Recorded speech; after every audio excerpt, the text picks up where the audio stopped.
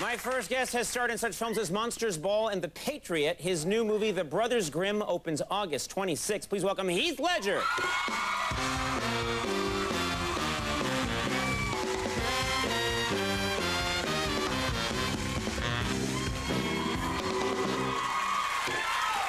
Thanks for coming. Thanks for having me. You got a little bit of Conan energy right there. Yeah, I know. I was watching you before. And You had a lot of sugar, yeah. I have. No, thanks for coming. First of all, those are cool. Yeah, they're all right, huh? Look at that. I got attacked by a cat on the way here. They were just red. Yeah, they would frighten any animal. Yeah, no, they're cool, though. Now, I want to ask you something. First of all, you are from Australia, but I don't know where in Australia. Where are you Perth, from? Western Perth. Australia. Never been to Perth, but absolutely beautiful place, Australia. It is beautiful, yeah. Fantastic. But now you live in Brooklyn. Yep. And I was thinking, now listen, I'm not... Uh-oh. People are going to be waiting for me when I leave. What are you saying about Brooklyn? No, Brooklyn's great, but I can't imagine a place that would be more opposite than Australia, right? I mean, it's just got to be completely different. It is, and that's kind of what I love about it at this point. I was after a change, you know. And it's just so quiet. It's real living, you know. I'm lugging my laundry down to the laundromat, and you know, my duties right now is just keeping the house clean, my girlfriend happy. Right. I love that you just say, like, yeah, I had to get out of Australia so I could lug some laundry around, you know? Yeah. But I mean, you get hounded a bit in Australia. You're, you know, a big star anywhere, but in Australia, the paparazzi kind of gives you a hard time? Yeah, I guess so. I mean, look, they're bored, I think. You know, they don't get many people going down to Australia, and so it's you know. They've got all the photos of Crocodile Dundee they would ever want. They're like, we got to get Heath now. Yeah. So you come to Brooklyn, and the paparazzi, they don't really want to go into Brooklyn too badly, no, right? they couldn't care less. It's great. Yeah. Yeah. You settle down, Terrell. I'll come up there. I'm gonna have Mr. T take care of that guy. But so you're having a good time, and I know that sometimes in Australia when you've had a hard time with the paparazzi, you know, and it's common among stars, they tend to lose it once in a while. You've actually thrown, you throw stuff at them. Is that true? Yeah. I think people are behind you on that. I don't think anyone's complained. But what do you throw? I've thrown an egg. You've thrown an egg? Yeah, not at them, just kind of next to them so it splatters up against them.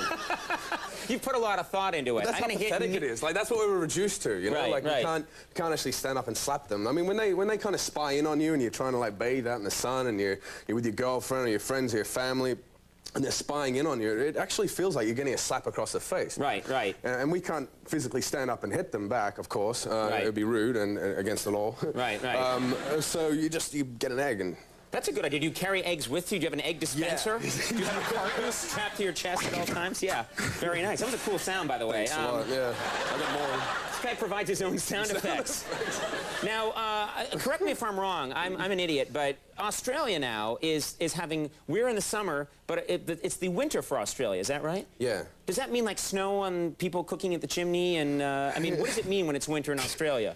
What does it mean? I mean, does it get really cold? Are the kangaroos wearing mittens? Not really. I mean, it was quite confusing growing up. I mean, for example, I mean, Christmas time in Australia, I grew up, you know, around the barbecue, kind of cooking sausages and steaks, in 40-degree heat, sweating, and in flip-flops and shorts and singlets.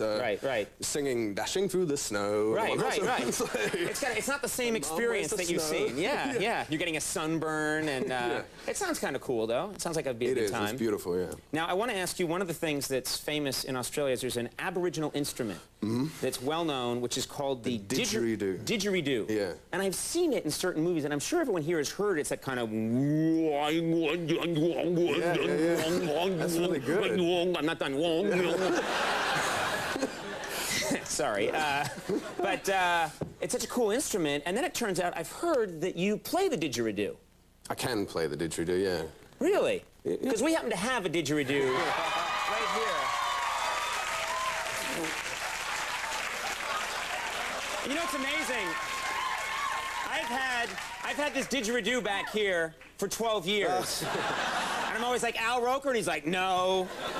Desperate Housewives, no, but can you give us a demonstration? Is that all right? Okay, sure. Am I even holding this? I don't even know which the right end. Do you know how they make this, or they find these? The Aboriginals will walk through in the outback, and they walk up to trees, and this is like the trunk of a tree, and they tap it like this. Right. And they listen to it and listen to the sound, whether or not it's hollow. And it's actually termites that kind of bite their way through and So they find a piece of wood that's been hollowed out already by a termite. That's right, and then they cut the tree down and turn it into this. All right.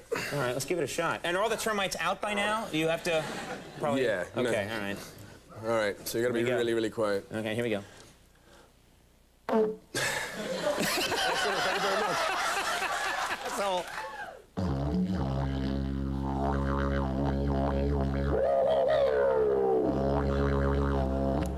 That is cool, actually. That makes a cool sound.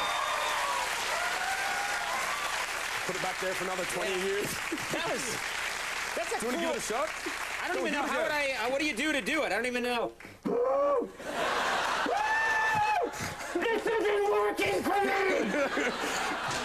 I think I just threw up into it. I'm sorry. I got tense. I don't even remember. It's something with the lips, though, probably. Yeah. It's a very eerie, sort of ominous sound. Yeah, it's hypnotic almost, isn't it? Yeah, yeah. I will do your bidding now. Can you solo on it? You ever like bang out can you do like a Hendrix solo? I'd love to. I'd love to. I should release an album or something. All right. Well, thank you very much for doing that. Let's talk about the Brothers Grimm. Yeah. And we've all heard of the Brothers Grimm. Mm-hmm. These are actual people from the 19th century that I guess.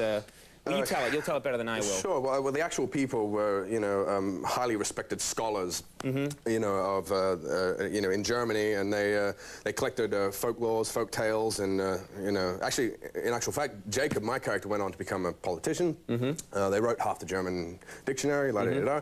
And then there's our film, and our film's, I don't know if you've seen it or not, but it's a Terry Gilliam version of this, so it's a fairy tale. Right. And it's a beautiful film. It's very eccentric. Terry Gilliam's one of my favorite directors. He's done incredible films, going back to like Monty Python era and stuff. Mm-hmm, I adore him. And so basically in this film, Matt Damon is my brother, and the two of us kind of go from town to town, bilking these villagers for their kind of hard-earned dollar, and we set up these little scams where we pretend to vanquish their towns of these kind of mill witches and bridge trolls. When in actual fact we're setting up little scenarios. You're with scamming actors. Them a little bit. Scamming them, that's right. And then we encounter a real enchanted forest, and that's the story. And it's sort of the historical meets sort of a fantasy element here. Yeah, we have a clip here. Anything we need to know specifically for this, or? No, go for it. All right. How refreshing. Let's take a look at this clip from the Brothers Grimm. The Brothers Grimm opens August 26th. Hey, Heath, thanks so much for coming by. Thanks a lot for having me. Cool to have you on the show. Heath Ledger, everybody. Jim Cramer coming up. We'll be right back.